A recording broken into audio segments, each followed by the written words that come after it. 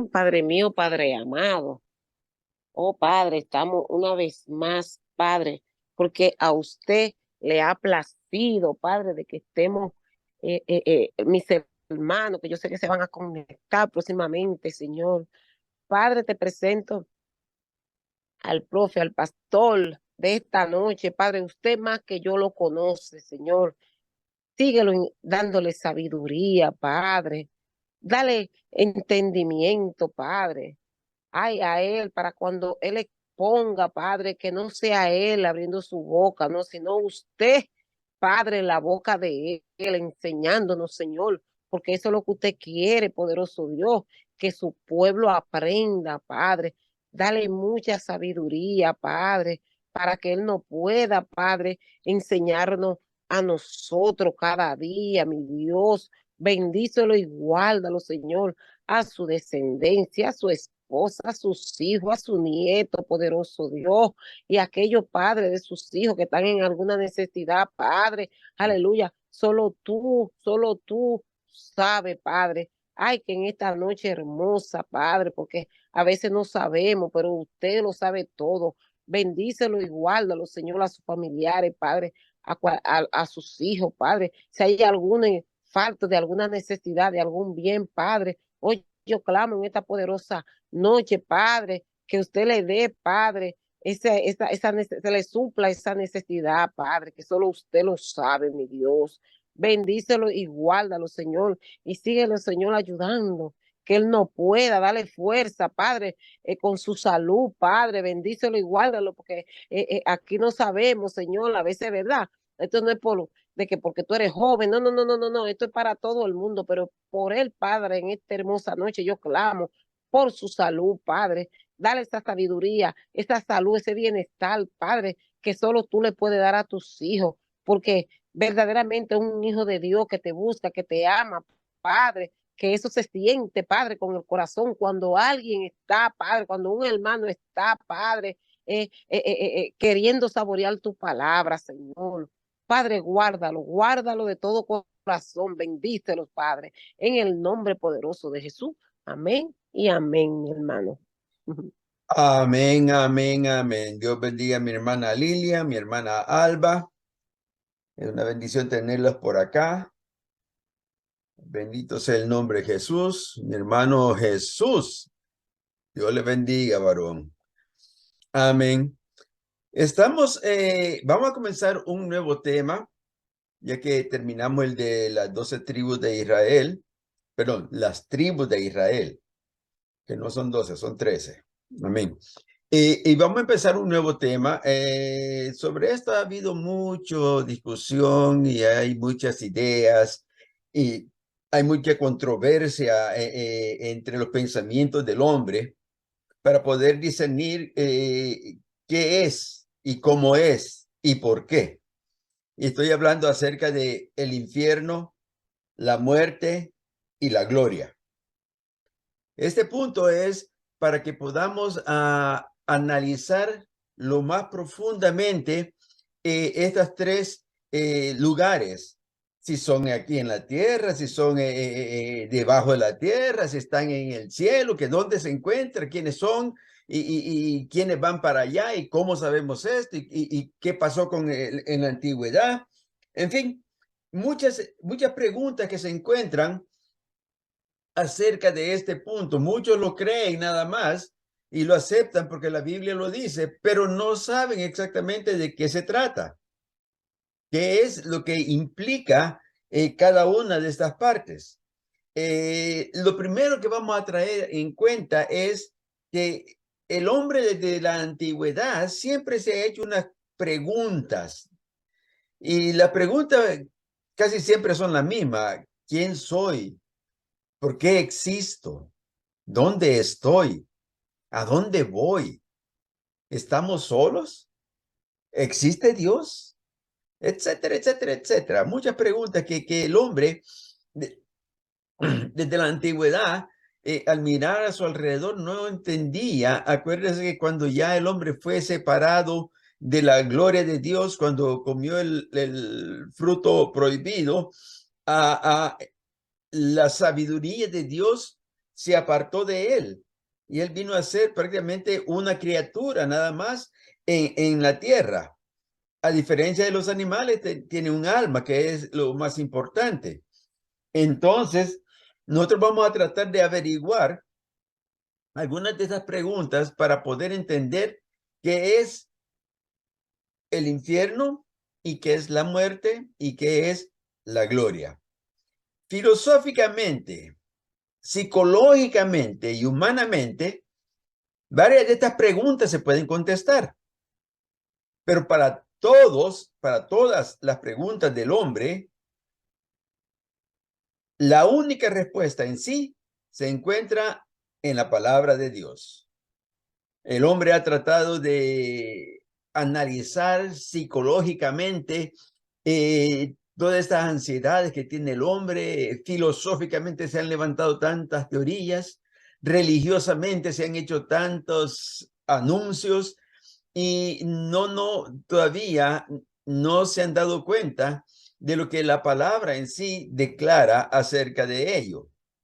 Una de las preguntas que vamos a analizar humanamente va a ser, ¿quién soy? ¿Usted ha preguntado alguna vez eso de, ¿y yo quién soy verdaderamente? ¿Soy simplemente un ser que existe en la tierra? ¿Soy yo acaso, como dicen algunos, una semilla que trajeron del espacio y aquí se fundó y se hizo el ser humano? ¿O vengo verdaderamente del mono? ¿O soy un accidente de la naturaleza o una casualidad de la naturaleza? ¿Quién soy yo? Verdaderamente, ¿quién soy? Para poder entenderlo, vamos a buscar primeramente de que el cuerpo humano en sí es una maquinaria muy compleja. La ciencia natural divide al cuerpo en miembros, órganos, tejidos, células, átomos y elementos. Ellos lo desglosan completamente a sacarle lo más que pueden para poder entender de cómo es que el hombre verdaderamente existe. Y aún con toda la ciencia que tenemos ahora, que el paso más grande que se ha dado es lo del ADN, que dicen ellos es el sello de la personalidad de un hombre, de una persona, aún así todavía no entienden quién somos y siguen buscando la respuesta a esa pregunta. La ciencia dice que el cuerpo humano se compone principalmente de agua, minerales, proteínas, grasas e hidratos de carbono, que forman la parte esencial de su estructura. O sea, estos elementos unidos son los que hacen que las células se fortalezcan, se multipliquen y vayan dando forma tanto a los órganos como al esqueleto, a todo lo que tenemos. Aunque una porción de estos elementos forma parte de las reservas o almacenamiento de energía que pueden ser luego utilizados en los momentos en que se necesiten. O sea, que nuestro cuerpo está diseñado de tal forma que no solamente comemos lo necesario para vivir, sino que de eso que comemos, el mismo cuerpo aparta una porción para mantenerla de reserva para en cualquier momento que la pueda necesitar. ¿Y cómo lo hace? La ciencia no sabe, solo sabe que lo hace, pero ¿cómo? ¿De dónde viene esa ley, esa razón de que el cuerpo humano actúe de esta manera? La ciencia no sabe, no lo puede entender todavía. De la parte de grasas que se compone el cuerpo humano, aproximadamente un 13.8%, o sea, más o menos 1 kilogramo, que viene siendo como 2.2 libras, es grasa esencial. El resto forma parte del almacén personal que se puede aprovechar en momentos de necesidad. Precisamente en la población obesa, este almacén puede ser tan grande que forme parte casi del 70% del peso del cuerpo humano. Recordémonos que el Señor, cuando creó estos cuerpos, los creó perfectos. Estaban hechos de una forma en que iban a sostenerse con la alimentación que el Señor les dio. En el principio eran frutas y vegetales, todo lo que fuera verde. Y a los animales les dijo que comieran la hierba verde. En aquel tiempo no se comían carnes, no se les había permitido comer carnes hasta que ellos fallaron, que desobedecieron. Entonces, cuando salieron del Edén, los hombres comenzaron a comer carnes y se las comían con sangre.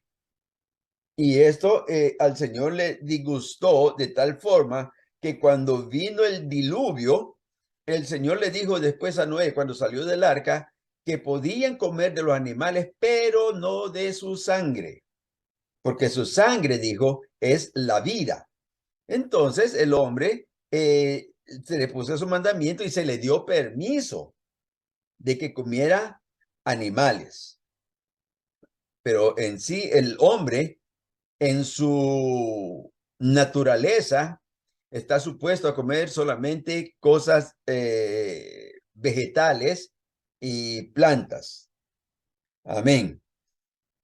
Pero en estos tiempos tenemos el problema de que no solamente comemos, como dicen algunos, no comemos para vivir, sino que vivimos para comer. Y dentro especialmente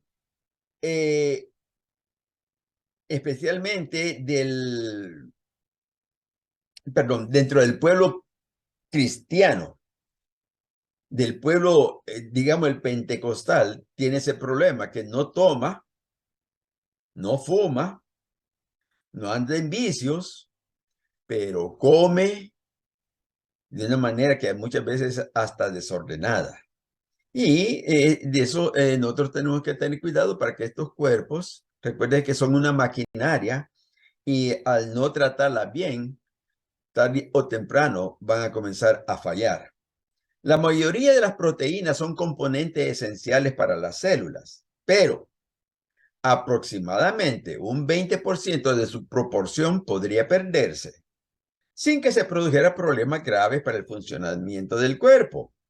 O sea, que usted puede dejar de comer por un tiempo y perdería muchas de las proteínas necesarias, pero no le dañaría a su sistema en sí.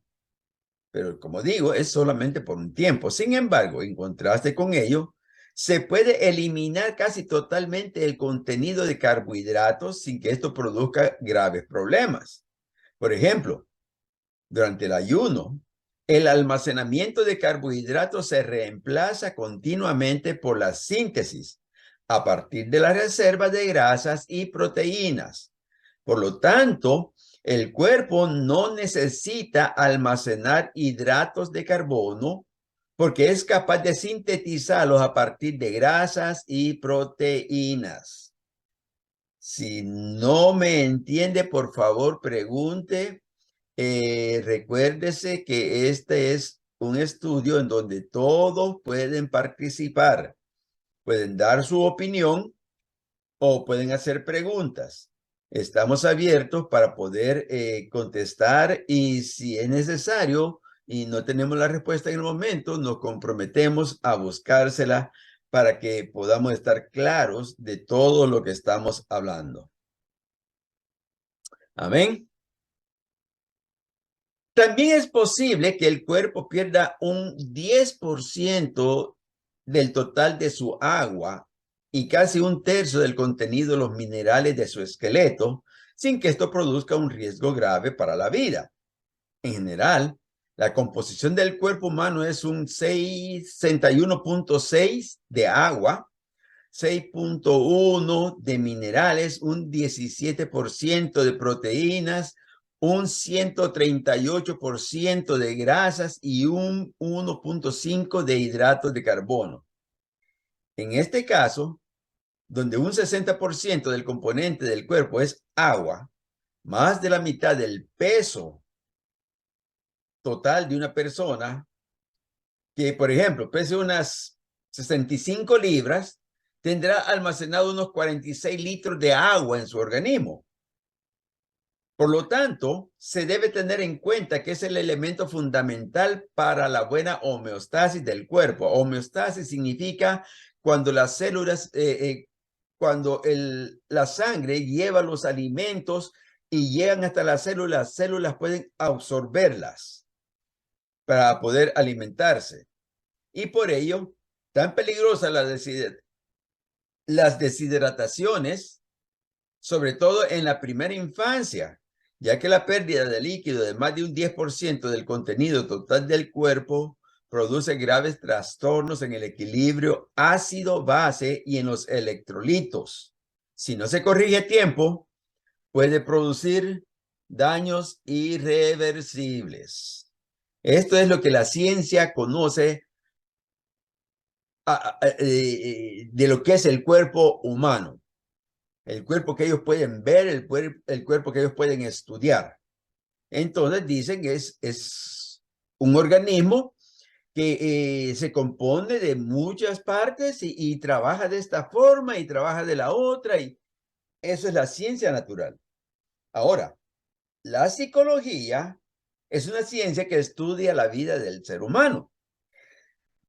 Se encarga de estudiar la dinámica de esta subjetividad individual, que es expresada en la personalidad del sujeto.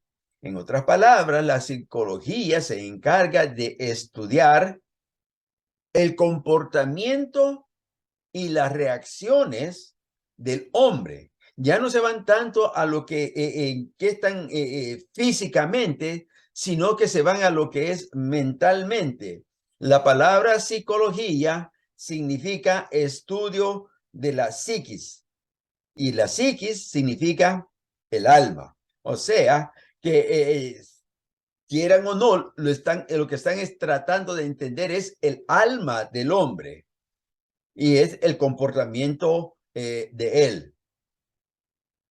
Se encarga de estudiar la dinámica de la subjetividad del individuo. Sé que no se basa en lo que ve, sino en lo que percibe. Dicho de una manera más sencilla, la psicología es una ciencia que estudia el sentido de vida del sujeto, los significados y sentidos de lo que le permiten las conductas, experiencias, convicciones y los proyectos que lo motivan en la dirección de sus principales necesidades y aspiraciones de una identidad y de la autorrealización. En otras palabras, la psicología estudia por qué el hombre actúa de una manera o de otra manera, tratando de hacer un punto neutro en el cual el hombre tiene que estar nivelado para no ser mucho de esto ni mucho de aquello, sino que puede ser una persona, como se dice, una persona contemple, una persona madura, una persona con un estado mental correcto.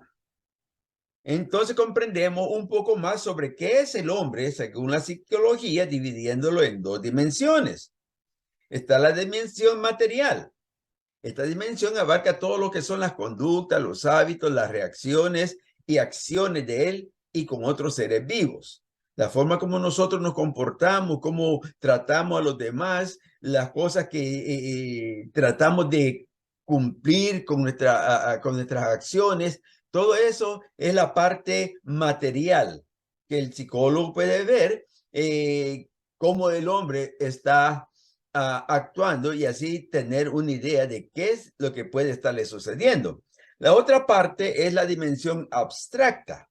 Esta dimensión abarca los procesos de pensar, los pensamientos, los sentimientos, los valores y otros aspectos que no son directamente observables.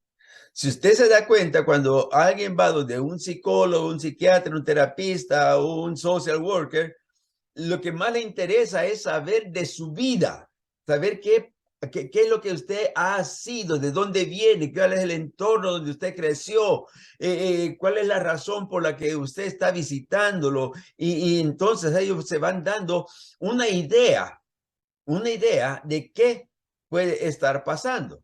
Esa es la psicología. Y nos damos cuenta entonces que el hombre espiritual trata de ser explicado a través de las diferentes doctrinas humanas. Pero como la misma ciencia dice, el hombre está en una constante evolución, por lo cual es necesario que la ciencia siga evolucionando con él.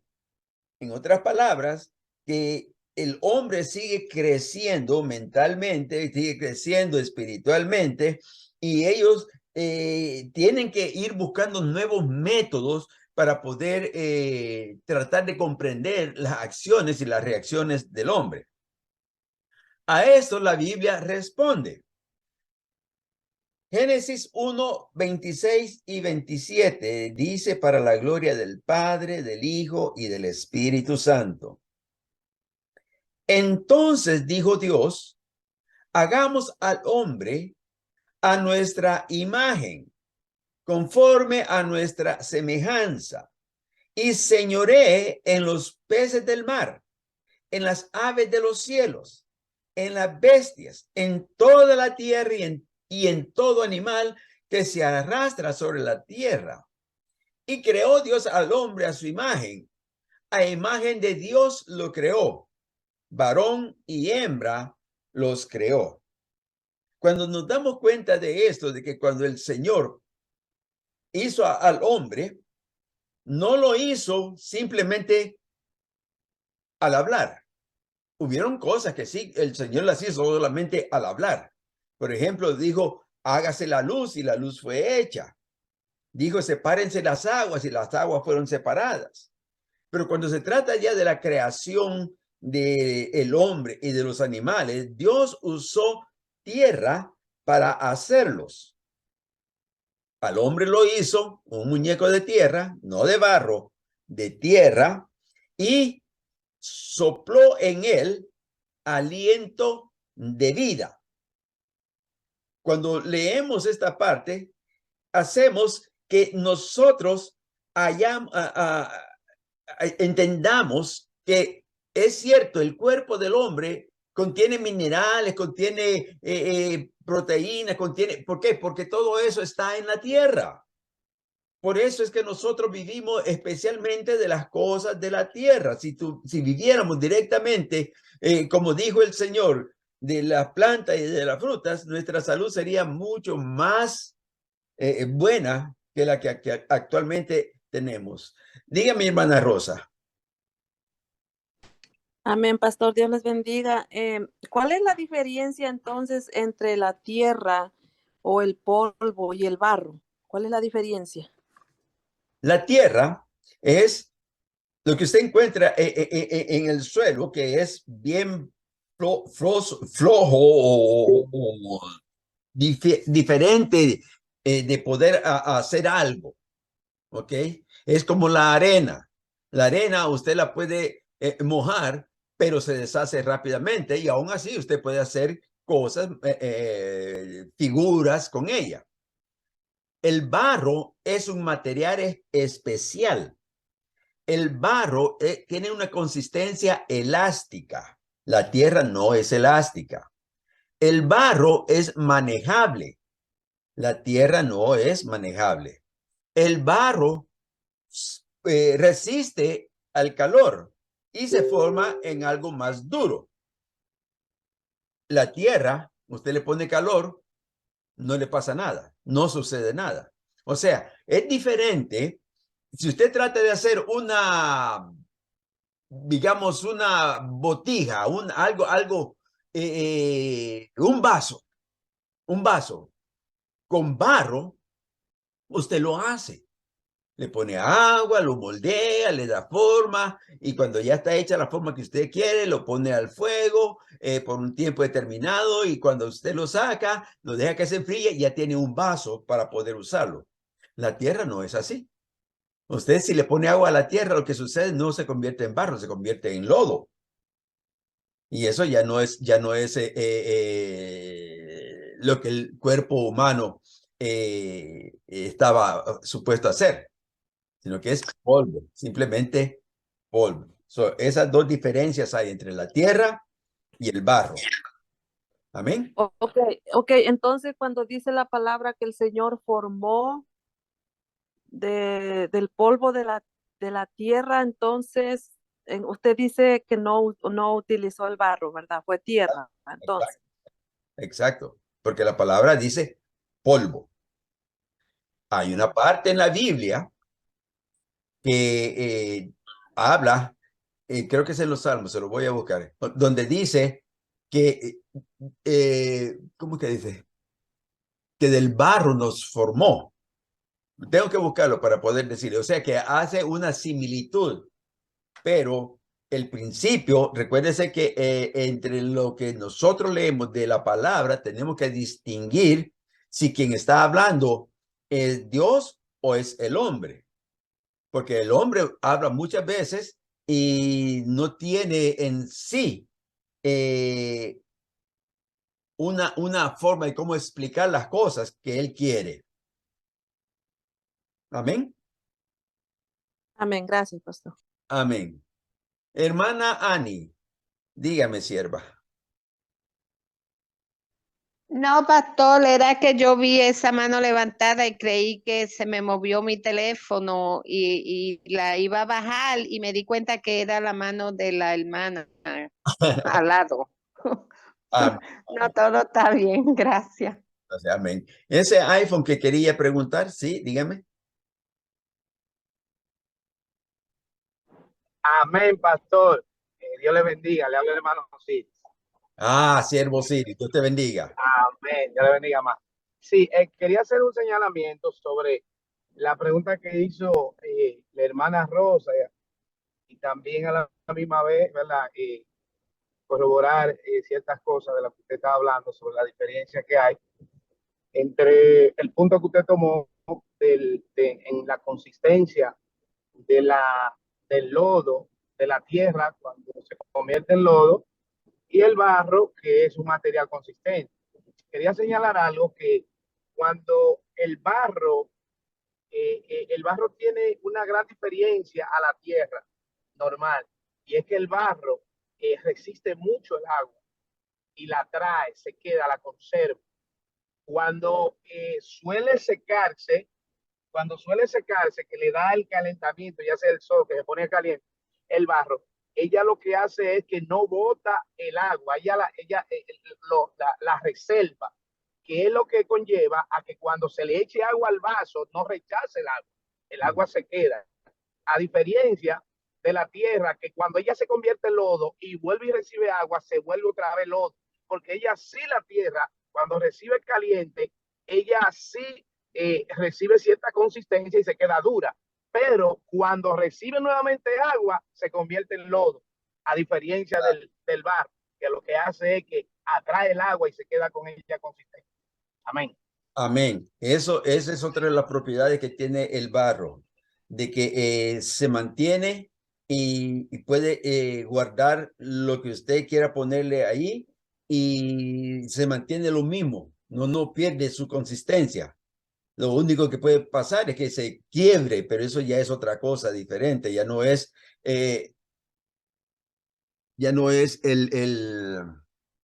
perdón, ya no es como el polvo, que el polvo sí no puede sostener nada, se deshace, se rompe fácilmente, especialmente con el agua. Amén. Alguien me preguntó algo, pero no me di cuenta. Amén. Amén. Entonces, sabemos entonces que el hombre fue hecho a imagen y conforme a la semejanza de Dios. ¿Ok? Cuando hablamos de que el Señor lo hizo a su semejanza y a su imagen, tiene también una razón para qué ponerlo en ese sentido. Pero sigamos a ver sobre la creación del hombre. Génesis 2:7, por favor, si me lo puede leer. Amén. Ah, Génesis 2:7. amén. La palabra de Dios se lee en el nombre del Padre, del Hijo y del Espíritu Santo. Dice así. Entonces Jehová Dios formó al hombre del polvo de la tierra y sopló en su nariz aliento de vida. Y fue el hombre un ser viviente. Amén. Amén. Hay muchas religiones que no aceptan la Trinidad del hombre y creen que solamente es cuerpo y espíritu, y que al cuerpo con el espíritu se le llama alma viviente, o sea que el alma y el cuerpo vienen siendo lo mismo. Otros dicen que el alma y el espíritu vienen siendo lo mismo, pero nosotros sabemos, y vamos a irlo estudiando poco a poco, de que el cuerpo del hombre es semejante al de Dios. Y cuando habla de semejante, quiere decir que tiene cualidades que son de Dios, no todas y no en la plenitud como Dios las tiene, pero las tiene. El Señor las ha compartido con el hombre. Ahora, cuando vemos esto de la Trinidad del hombre, sabemos que Dios es Padre, es Hijo y es Espíritu Santo. Entonces, la palabra dice, cuando dice que hizo al hombre, que lo hizo de la tierra, esa es una palabra, que lo hizo, que respiró aliento de vida, esa es otra palabra, y al final viene a ser, dice, un ser viviente. La traducción correcta es ser viviente, aunque hay algunos que le ponen alma viviente en sus traducciones, y eso tendría que hablarse más cerca para ver verdaderamente qué es lo que la palabra declara. Porque al decir que vienen a ser alma viviente, aunque nosotros entendemos qué es lo que significa alma viviente, para muchos lo confunde y hacen ver de que no son dos personas. Perdón, que son dos personas, no tres en una. Ahora, Santiago 3:9, por favor.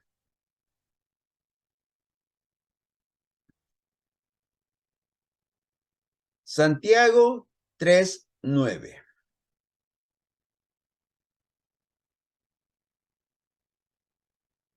Amén, pastor. Amén. La palabra se lee en el nombre del Padre, Hijo, Espíritu Santo. Amén. Con ella bendecimos al Dios y Padre, y con ella maldecimos a los hombres que están hechos a la semejanza de Dios. Amén. Otro versículo que nos deja saber de que nosotros somos hechos a la semejanza de Dios, que tenemos propiedades, que tenemos puntos en los que Dios nos permite muchos de sus atributos y que por lo tanto el hombre sí está hecho a semejanza de Dios. Esto bota completamente las teorías de la evolución, las teorías de que venimos de las amibas, que somos un experimento de la naturaleza, otros dicen que es un error de la naturaleza, en fin, tantas cosas que han dicho, pero aquí la palabra dice que Dios hizo al hombre a su semejanza. Y sabemos que Dios, cuando terminó con la creación, al final dijo que todo estaba bien hecho en grande manera. O sea, que sí, él había hecho lo que él quería, tal como lo que él quería. Otro versículo que es interesante de poder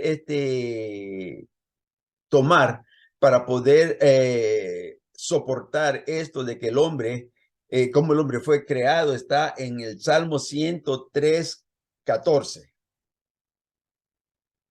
Si me lo lee, por favor.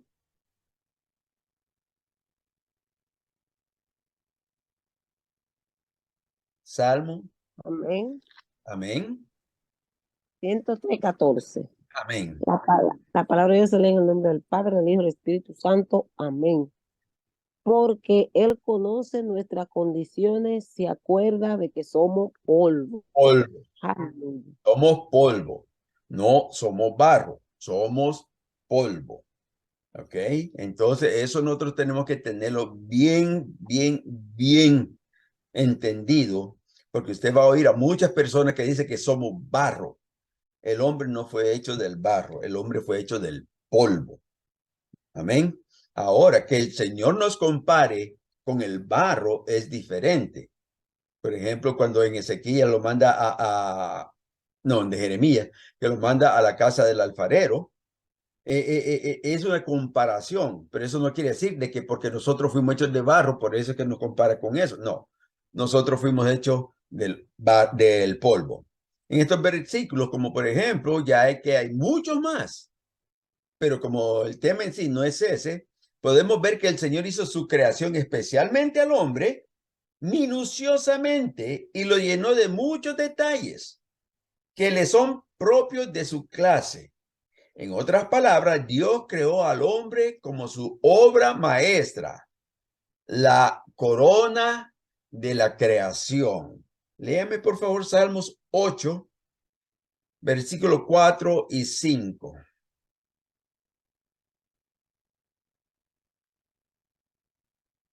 Amén, amén. Amén. Nadie lo tiene. Amén. Salmo 8, 4 y 5.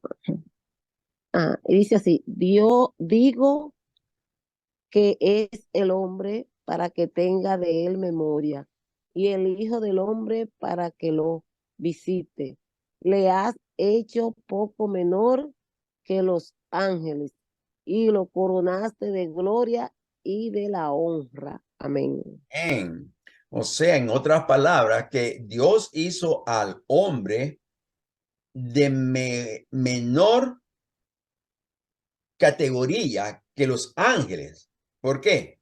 Porque los ángeles son seres espirituales. El hombre es un ser físico. Los ángeles tienen vida eterna. No, perdón, inmortal. Tienen vida inmortal. El hombre fue creado para que tuviese vida inmortal, pero al fallar tiene vida mortal. Amén. Entonces, aún así, el Señor preparó al hombre para que fuese la corona, lo más apreciado que Él creó. La última de sus criaturas es lo más preciado, lo hizo lo mejor, podríamos decir, lo mejor de lo mejor. Ahora, Génesis 1, versículo 27 y 31 dicen: y creó Dios al hombre a su imagen de Dios lo creó, varón y hembra los creó.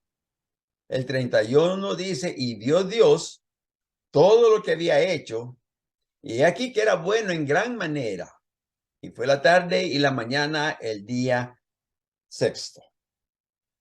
O sea, este versículo, el 27, trae muchas controversias, porque hay personas que creen que esta fue la primera creación de Dios, versículo 27, y que después en el capítulo 2, versículo 15, es una segunda creación, cuando dice que el Señor hizo a Adán y después hizo a Eva, que Eva ya era una segunda mujer para Adán. Pero ese es otro tema que también no nos toca en este tiempo. Ahora, sabiendo ya que el hombre no es una casualidad ni un capricho de la madre naturaleza, sino que ha sido creado a imagen y semejanza de Dios, vamos a descifrar lo que significa semejanza. ¿Qué entiende usted por la palabra semejanza? Que se parece. ¿Te parece? Ok. O refleja algo. Refleja algo. Diga, mi hermano Jesús. Sí, Bendiciones a todos. Semejante a algo, es algo, siendo algo parecido a que es semejante, parecido a Dios, lo más cercano a Dios. Lo más cercano a Dios. Ok, por ahí vamos. Amén. Semejanza es la cualidad de compartir características comunes entre dos o más objetos o personas. Para hablar de semejanza hay que establecer una comparación entre ellos. Se dice que dos cosas son semejantes cuando se pueden identificar varios elementos en común entre ambas cosas. Semejanza se deriva de la palabra latina similia, que significa parecido, y el sufijo ansa, que significa abundancia. O sea que tenemos cualidades, como dije ya, aunque no todas ni de la misma medida, cualidades que le pertenecen a Dios. Y además de sus cualidades, también somos a su imagen. O sea que tenemos un parecido tanto físico como espiritual con Él. Atributos que Dios ha compartido con el hombre. Tenemos, por ejemplo, el amor, tenemos la sabiduría, tenemos la piedad, tenemos la justicia, todos atributos que solo le pertenecen a Dios, que claro, Él tiene lo mejor de lo mejor, Él es todo eso. Nosotros los tenemos acondicionados. Nuestras cualidades de Dios están acondicionadas debido a la caída del hombre. Al principio, el hombre era tal y como Dios quería que fuese. A tal punto que el hombre tuvo tanta sabiduría y tanta inteligencia que le puso nombre a todo lo que había en la tierra. Óigame, ¿y cómo sería que el hombre se imaginó poder ponerle nombre? ¿De dónde sacaría esos nombres? ¿Por qué se los pondría? En fin, pregunta que verdaderamente en nuestro poco entendimiento no le hayamos sentido, pero Adán lo hizo y eso es lo más importante. Y nosotros tenemos que entender entonces que el hombre tiene esas cualidades. Ahora, lo que significa imagen, o sea, ¿en qué nos parecemos al Señor? Vamos a tomarlo desde el punto más que todo físico y a la vez espiritual. Lo vamos a tomar de ambas formas. Porque aunque la palabra Trinidad no aparece en forma explícita en la Biblia, o sea, que en ningún lugar, en ningún libro, desde Génesis hasta Apocalipsis, usted no va a encontrar la palabra Trinidad, tal y como se escribe. ¿Ok? Pero sí podemos hallarla en una forma implícita. Es decir, que hay muchos pasajes en los cuales podemos ver a la Trinidad actuando a la misma vez, aunque en diferentes dimensiones. ¿Me entiende eso? ¿Alguna pregunta aquí? Amén, pastor. Diga, siervo. Porque una es la primera donde usted leyó en Génesis 1:26. Entonces dijo Dios, hagamos. No es solamente uno, Ajá. son varios. Hagamos al hombre a nuestra imagen conforme a nuestra semejanza.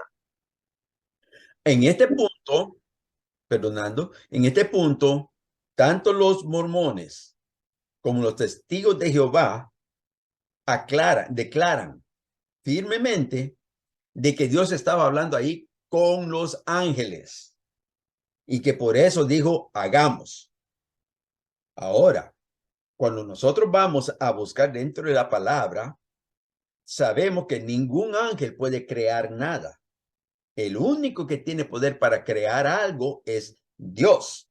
Por lo tanto, Dios no le pudo decir a los ángeles, vamos y creemos a estas cosas, hagamos. Porque no tendría sentido. Entonces los ángeles tendrían que tener también el mismo poder que Dios. Y ellos son criaturas hechas por Dios también y no tienen esa facultad de crear. Así como el hombre no puede crear nada, el hombre simplemente procrea o investiga y descubre, pero nunca crea. Porque para crear algo tiene que salir de la nada. No tiene que haber ningún elemento, no tiene que haber ningún material, nada, para entonces crearlo. Ya cuando nosotros usamos elementos, cuando usamos materiales, eso ya no es creación, eso es procreación. O sea, seguimos creando lo que ya está hecho. Amén. Pastor, Sierva. perdón que interrumpa, pero hay hermanos en el chat preguntando por un passcode. Yo no sé si usted tiene algún passcode. Oh, el password quieren. Ok. Passcode para entrar en la computadora, me parece. Ajá, sí, para entrar en el Gracias. chat. Permítame. Ay, vamos a ver el passcode aquí.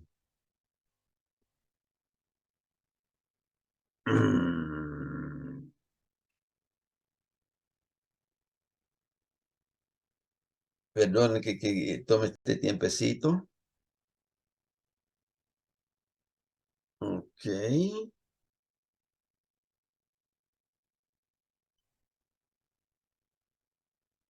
Ok, ya veo el código de acceso. Ok. Si por favor me les puede decir el código de acceso es... ¿Dónde está?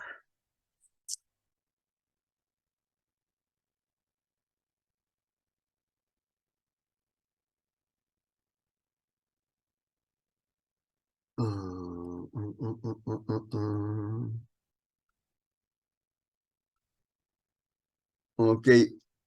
El passcode es 101632. ¿Me lo anotó, hermana? Sí, 101632. Amén. Gracias, mi hermano. Amén. Agradezco yo. Amén. Entonces, en lo que estábamos, la Trinidad nunca la vamos a encontrar tal y como está escrita.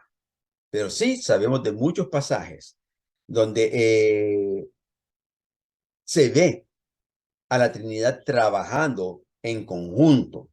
Como decía mi hermano Jesús, hay unos versículos especialmente para otras religiones en las que ellos se imaginan, porque eso es lo único que se puede decir, porque no estudian de acuerdo a cómo está escrito, sino que ellos le ponen su propio entendimiento y dicen que cuando dice hagamos, está hablando Dios, Jehová, le está hablando a los ángeles, para que junto con él vayan y creen las cosas que tenían que ser hechas.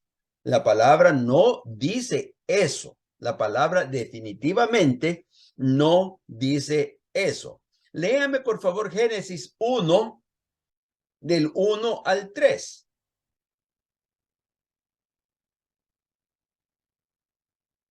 Génesis 1 del 1 al 3. Amén. Amén. Génesis 1 del 1 al 3. En el principio creó Dios los cielos y la tierra estaba desordenada y vacía, y las tinieblas estaban sobre la faz del abismo, y el Espíritu de Dios se movía sobre la faz de las aguas. Y dijo Dios, sea la luz, y fue la luz. Amén. Amén. Analizando estos versículos, nos vamos a dar cuenta de que en el hebreo, cuando dice en el principio creó Dios, la palabra Dios es la palabra Elohim, que no es una palabra singular, sino que es una palabra plural. En otras palabras, la traducción correcta sería, en el principio creó o crearon Dios los cielos y la tierra, ¿verdad? Porque eso es lo que dice Elohim, los dioses. Esa palabra nosotros la encontramos muchas veces en la Biblia, que habla acerca de deidades, que habla acerca de señores, que habla de principales, de varios en conjunto. Aquí habla de un Dios que está más de una vez. Puede estar 2 veces, puede estar 3 veces, que es lo que es, y ser siempre el mismo. Ahora, dice que la tierra estaba desordenada, vacía, y las tinieblas estaban sobre la faz del abismo. Y el Espíritu de Dios, que en hebreo se dice, perdón, Aruja Elohim, el Espíritu de Dios. Ya aquí tenemos 2. Tenemos el Espíritu y tenemos Dios. ¿Ok? Se movía sobre la faz de las aguas. Y dijo Dios. La palabra importante es aquí la palabra dijo. Waimer.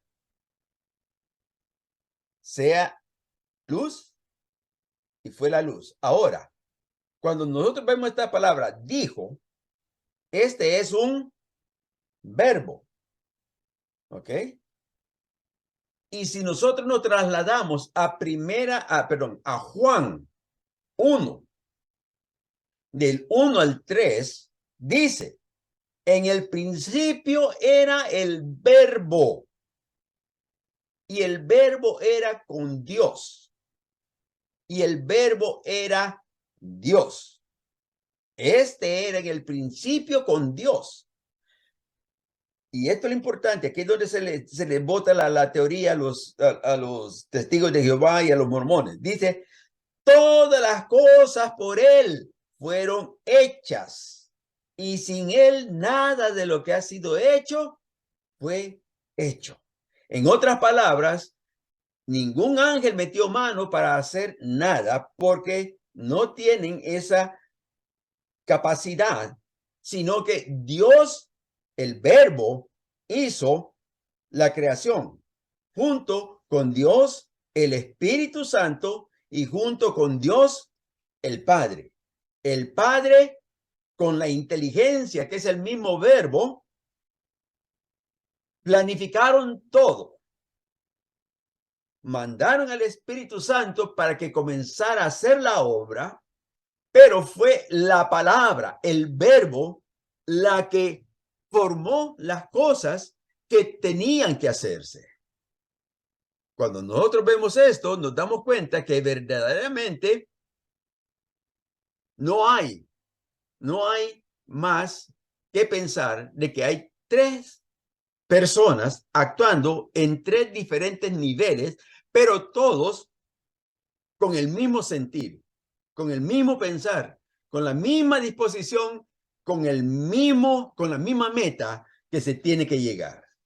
Y eso solamente es Dios en su Trinidad.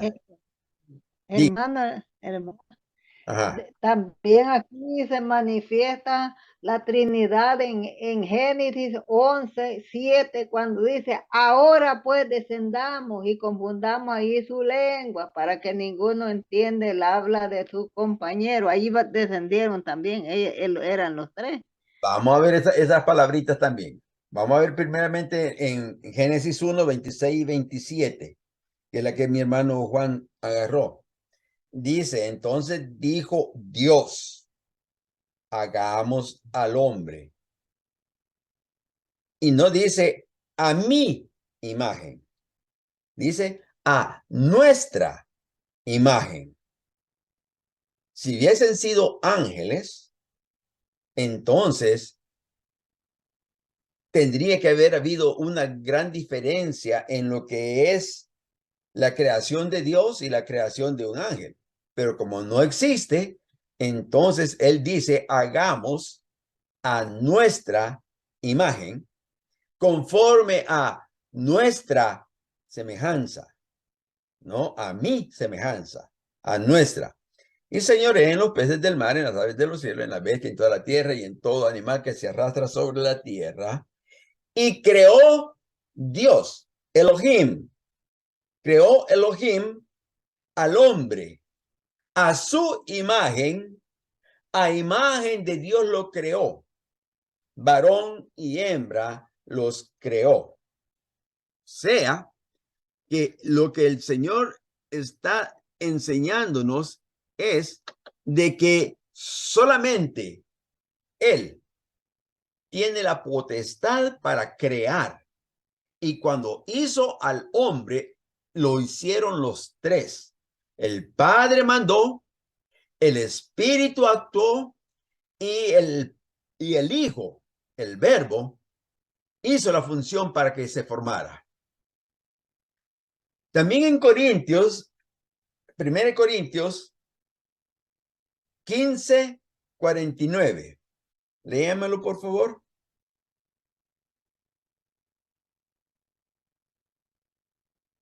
Primera de Corintios 15. Amén. Primera de Corintios 15, 49. 49. Permítame. Amén, amén. 49 dice así la palabra de Dios, y en el nombre del Padre, del Hijo y del Espíritu Santo. Y así como hemos traído la imagen del terrenal, traemos también la imagen del celestial. Amén. Amén. O sea, nosotros materialmente nos semejamos a nuestros padres, a nuestros abuelos, a nuestros tatarabuelos. Traemos su imagen. ¿Ok? Pero esa es la imagen material. Ahora, la imagen que nosotros vamos a traer luego va a ser la imagen del celestial, del hombre celestial. Este es Cristo Jesús. Antes nos parecíamos a nuestros padres terrenales, luego nos pareceremos a nuestro hermano mayor, que es Cristo Jesús, y seremos tal y como Él es. Amén. Si tiene pregunta, por favor, o alguna aportación. Amén. Entonces, tomando el punto que dijo mi hermana Alba, Génesis 11, del 5 al 8, dice, y descendió Jehová, Elohim, descendió para ver la ciudad y la torre que edificaban los hijos de los hombres. Y dijo Jehová, ¿ok? Se centra exactamente en una persona que está llevando a cabo esta acción. He aquí el pueblo es uno y todos estos tienen un solo lenguaje y han comenzado la obra y nada les hará desistir ahora de lo que han pensado hacer. Ahora pues, descendamos. Si está hablando Jehová consigo mismo, ¿por qué dice descendamos? Simple, porque hay más que uno en ese nombre. En nombre de Elohim es un plural, no es un singular. El, Dios, Ohim, que es el plural, el dioses.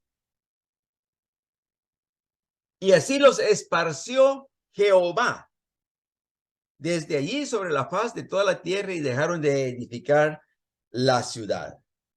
Estos versículos son importantes que nosotros los tengamos siempre en mente para que el día que nos toque hablar con algunos de estas sectas, los unitarios, los testigos, los mormones, ¿cuál es el otro? Los luteranos, los Jesús Only. Tengamos base firme para poder enseñarles que ellos están en un error y poder traerlos a la luz. enseñar de que la Trinidad no está escrita, pero podemos ver su acción. Podemos ver cómo ellos trabajan en un común acuerdo, en un unísono.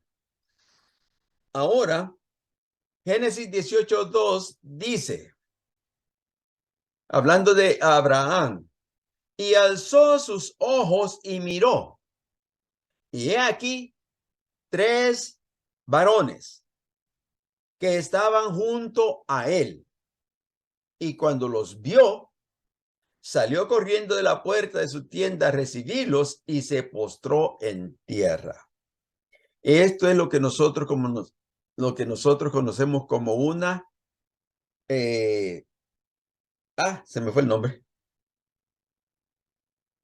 Teofanía. O sea, una representación de Dios. Abraham lo vio. Y esto lo podemos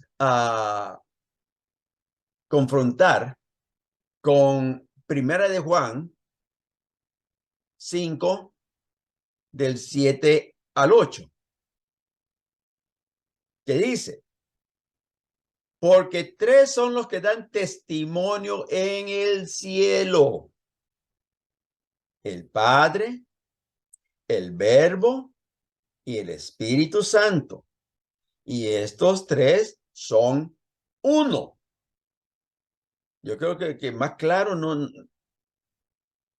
hay qué.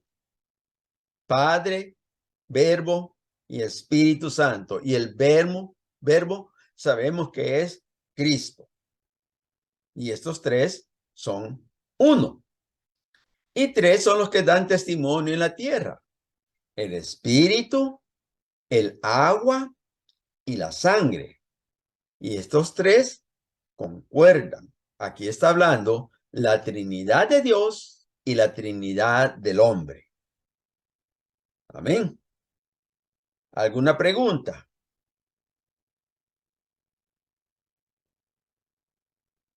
Amén. Hemos empezado este estudio acerca de el infierno, la muerte y la gloria, dando estos puntos porque es necesario que entendamos que por qué existe el infierno, por qué existe la muerte y por qué existe la gloria, y cómo es que nos puede afectar a nosotros, y por qué es importante que lo entendamos. Porque hay muchas religiones. Están los adventistas, están los testigos, están los mormones, están los, ¿cuál es el otro? Los unitarios, que dicen que no existe el infierno, que no existe.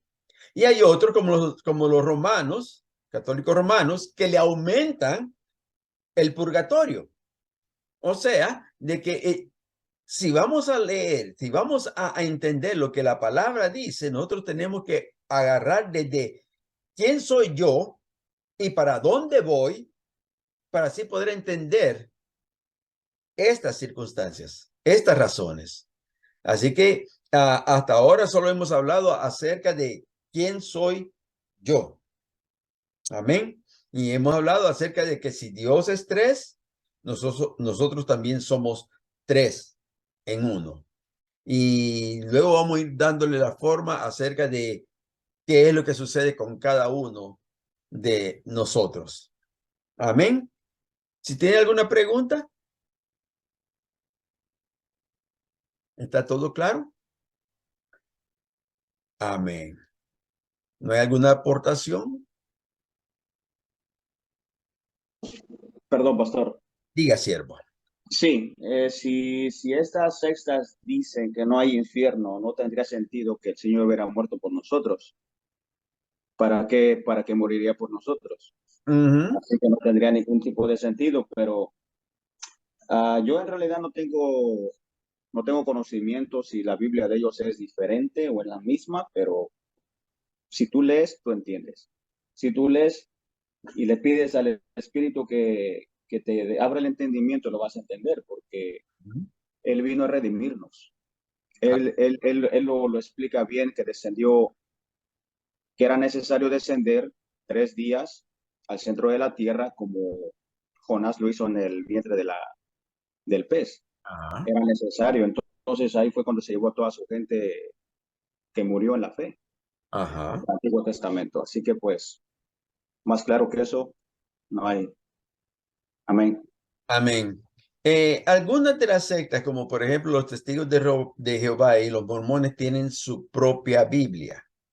Los testigos de Jehová la han desfigurado completamente. La palabra de Dios le han quitado, le han movido palabras, le han cambiado palabras, que solamente si nosotros tenemos o hemos leído nuestra Biblia, podemos darnos cuenta de ello. Hay muchas traducciones modernas, especialmente la NIV, la Nueva Versión Internacional, que también le han quitado partes a la Biblia.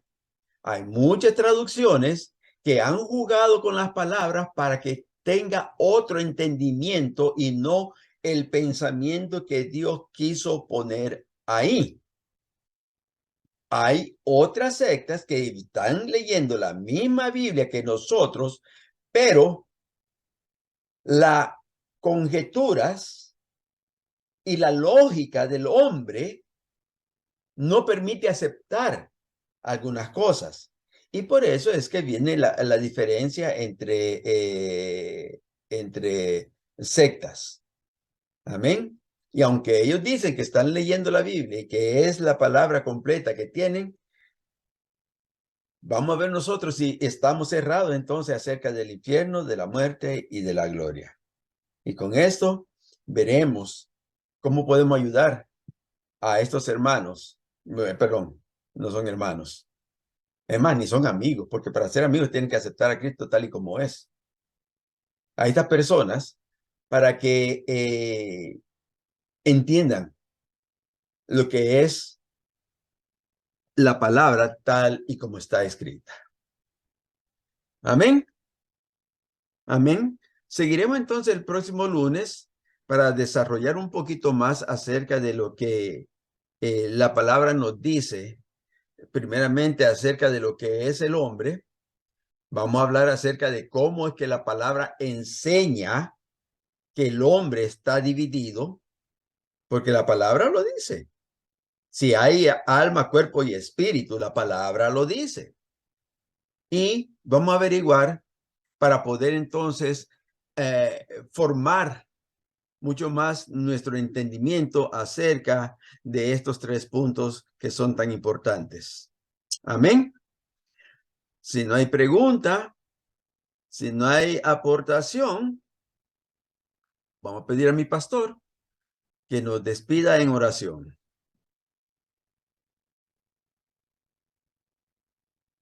Mi pastor, yo lo vi.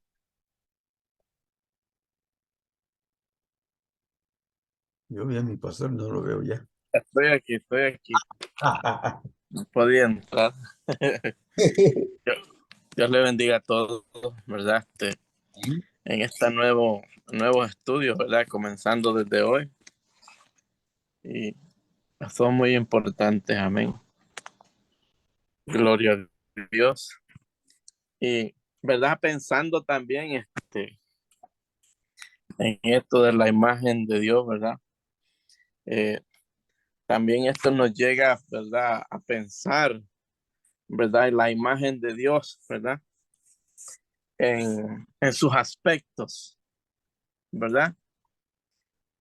Podemos, ¿verdad? Contemplar la imagen de Dios decimos, ¿verdad? En 4 aspectos, que esto ya, ¿verdad? Sería un poco diferente a lo que estamos hablando.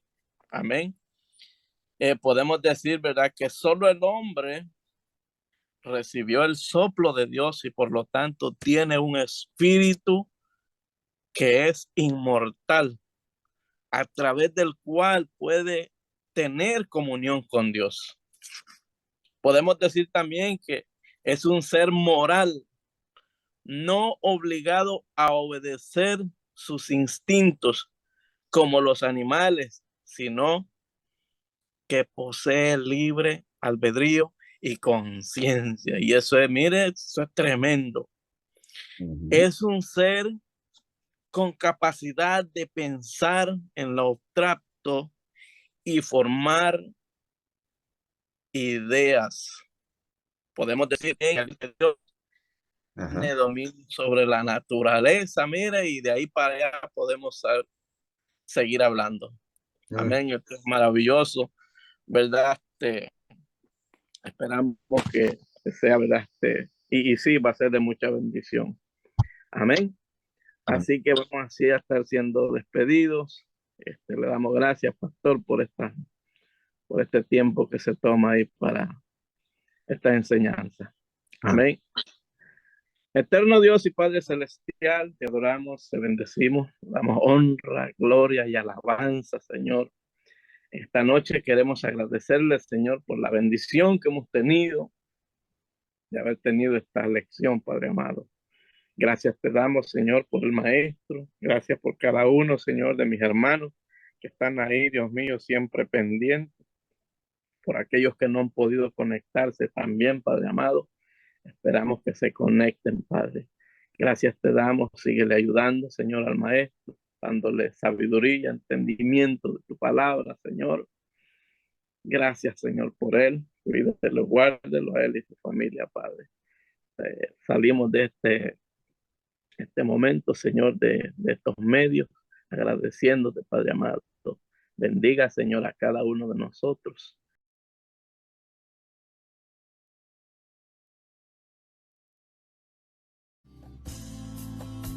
I'll buy